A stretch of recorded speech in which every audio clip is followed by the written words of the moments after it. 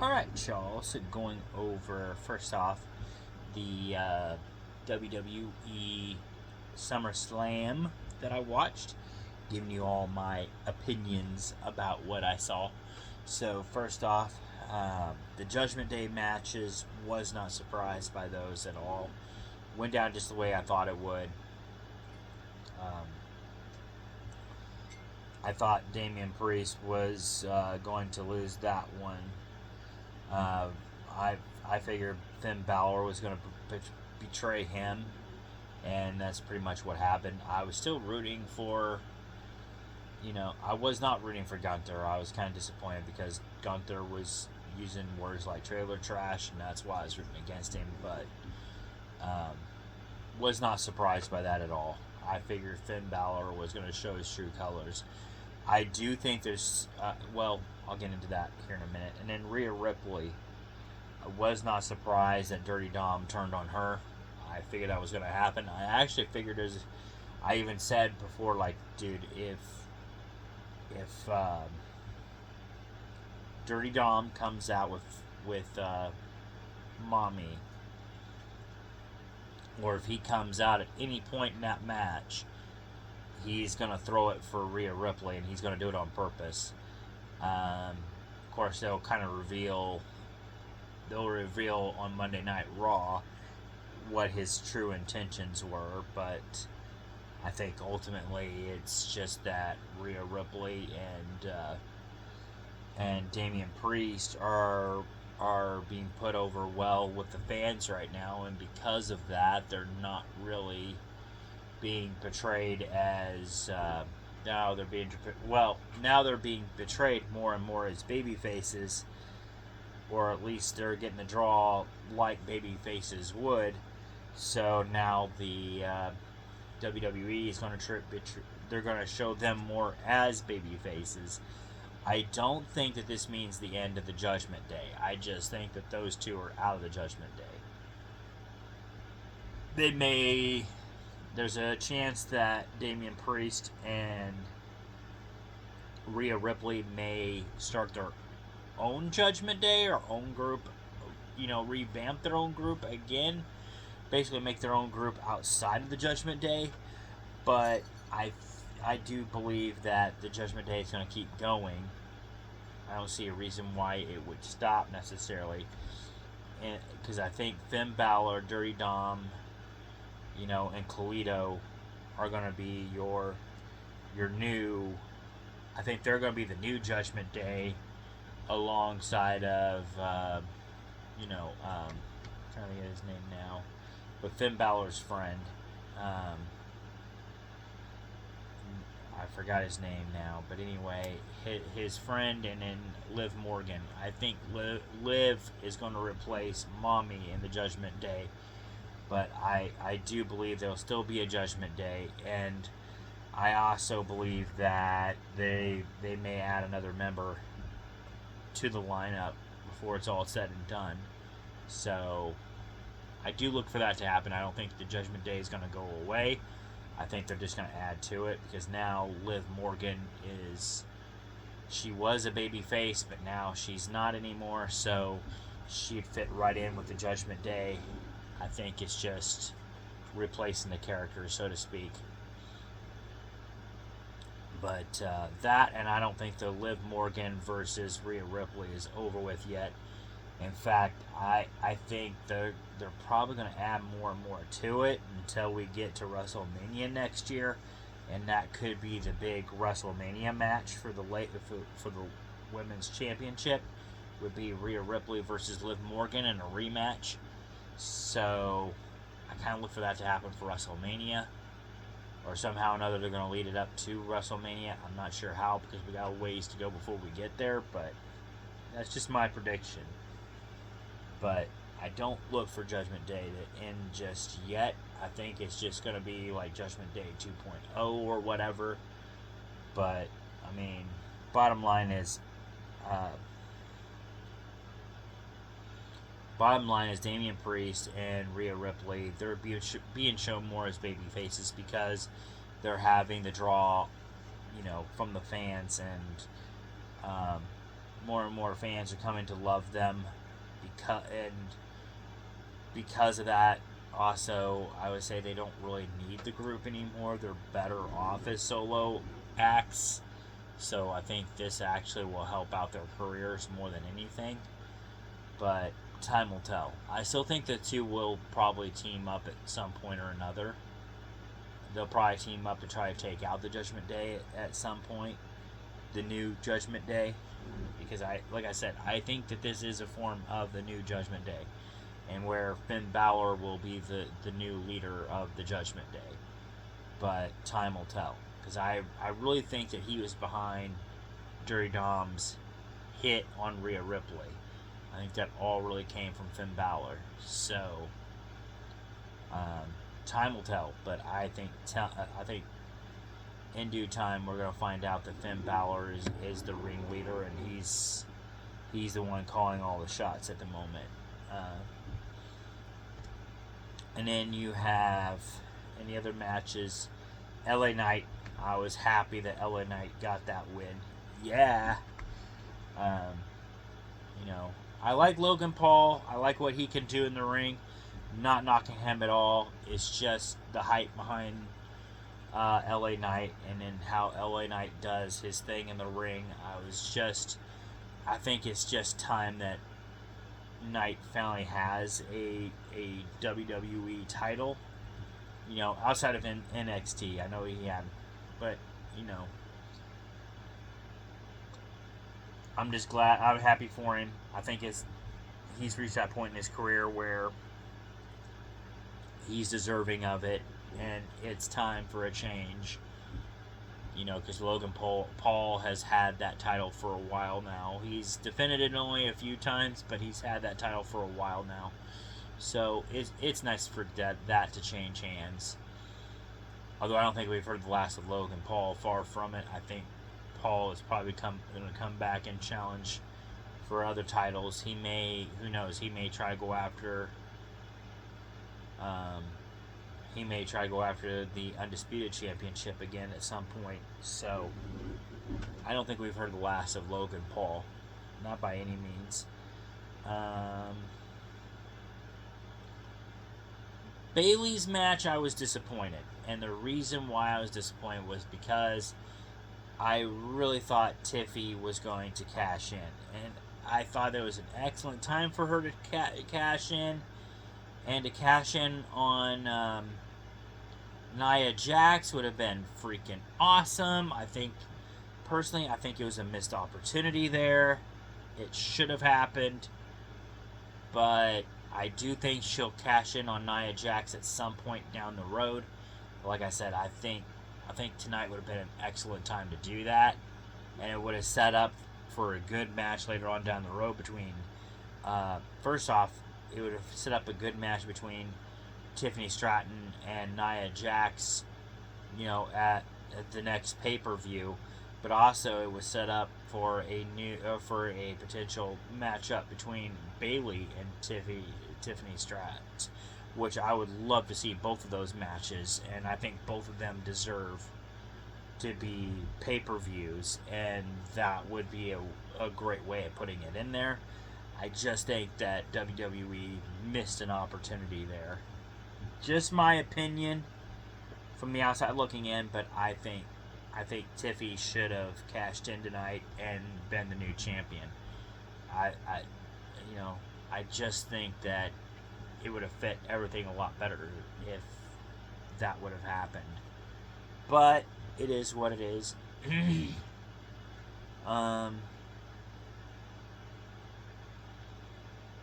Now, going back though too with Liv Morgan, was not mad about her match. Even though I kind of knew what was going to happen. I thought that match still played through very well. Very happy with how it went down.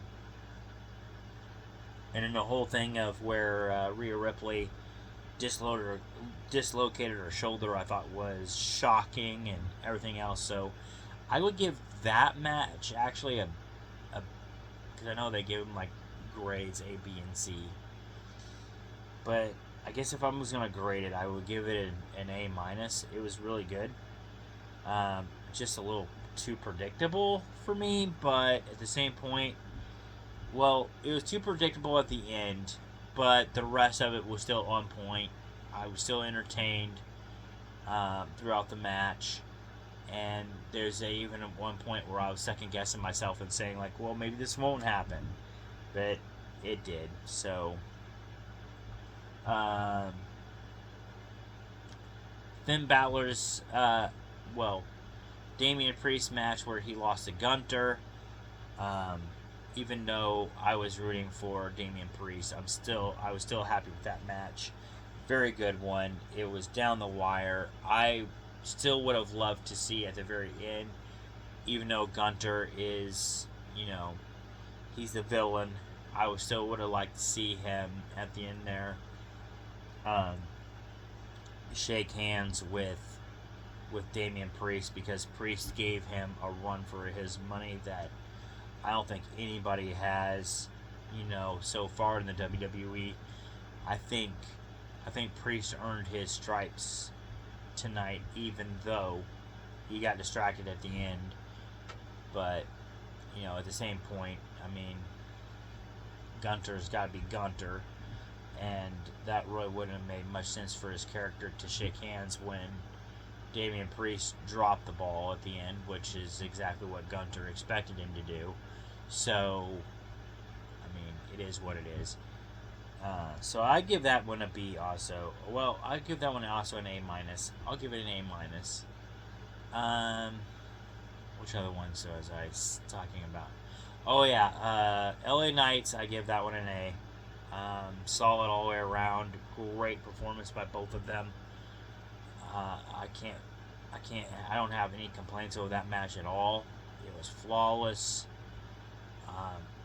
Had the outcome that I thought it probably would, but at the same time, I wasn't 100% sure how that match was going to go. I could see it going either way. I could see Logan Paul winning it because it's in Cleveland, and why not keep it going a little bit longer? But at the same token, I could see giving it to LA Knight because, yeah, but because he is the upcoming, or is an upcoming star in WWE. So there's that. Who else can I say?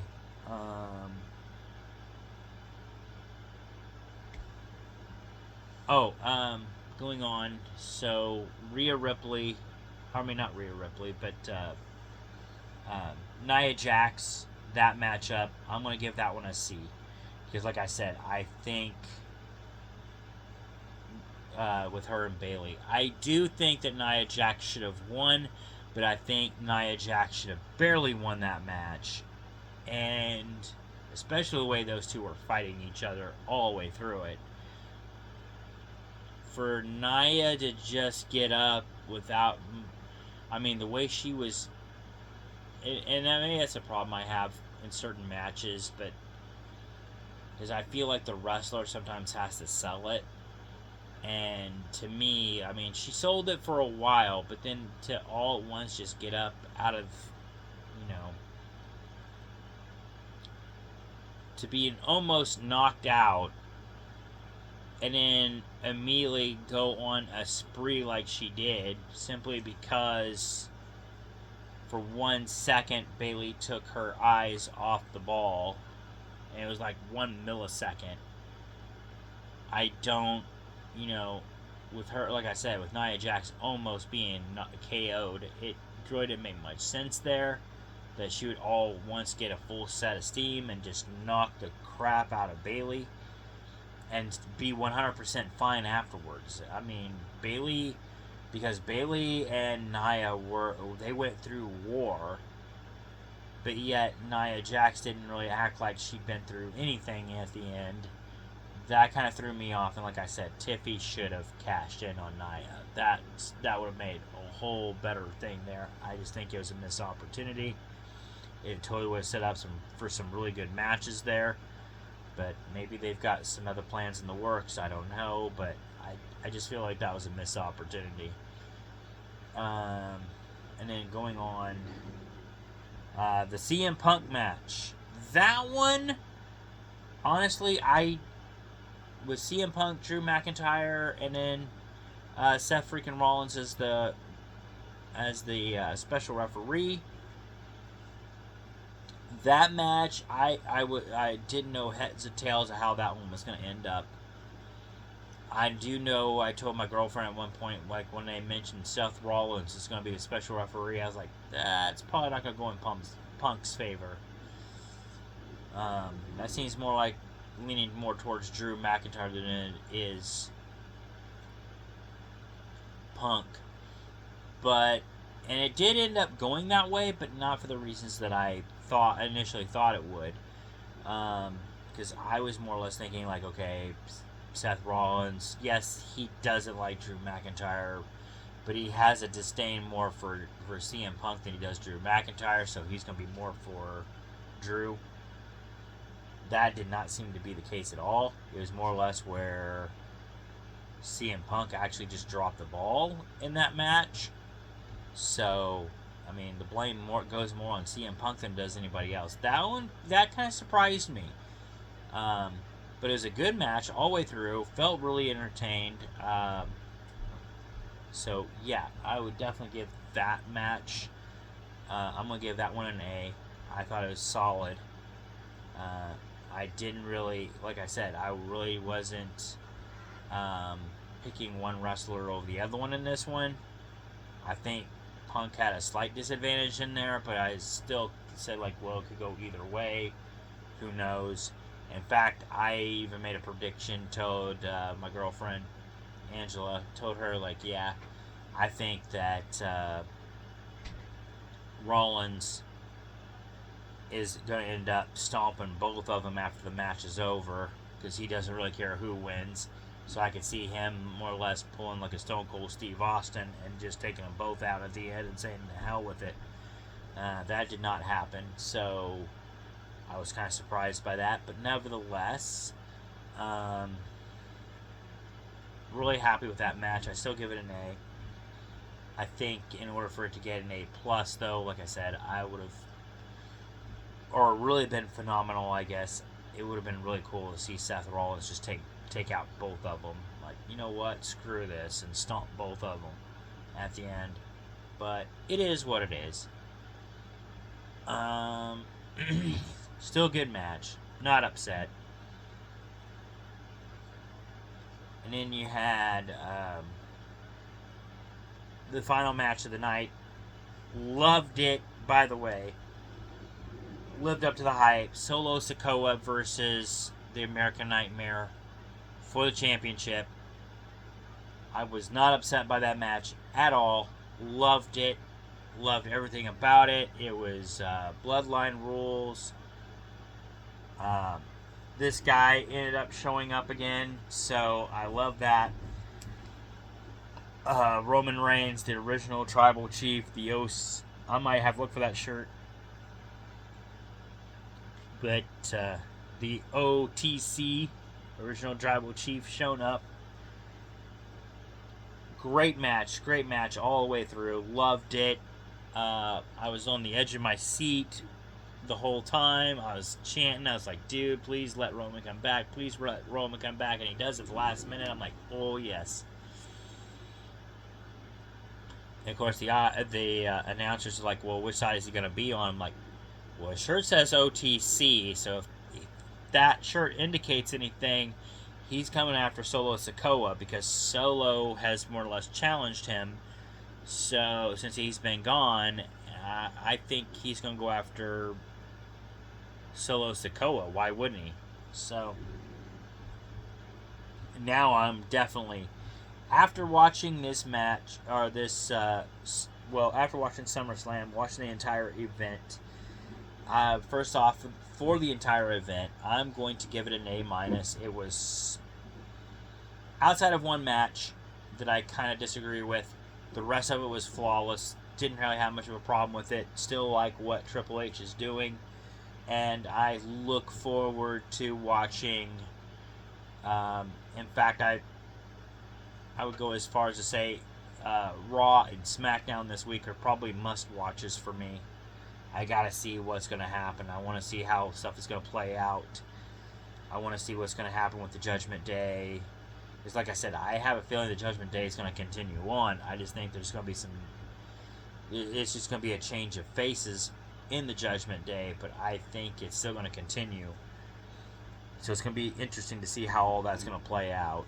And I'm also excited to see what's going to happen now with the Bloodline and who the next challenger is going to be for Cody Rhodes. And of course, how LA Knight's going to play out. And then on top of that, we, in this particular thing, we did not see Bray Wyatt's former group, the Six. They didn't show up tonight, so I still want to see how they're going to play out also, who they're next. Because they're really attacking or going after, well, that's another story. But anyway, I'm looking for, but after watching tonight, bottom line is, this event, SummerSlam, really set up, I think, Raw and SmackDown for next week. I'm really excited to see how all that's going to play out, and the other storylines that they got going on as well. So, yes, for that reason, I'm going to give it an A. Well, an A minus, because like I said, I just disagree with one particular match tonight, but the rest of it was solid. So, that is my review on this one tonight. I hope you all enjoyed it, and if you do, hit that like button and subscribe, and yeah, I'll see you guys on the next video. So have a good one, and peace out.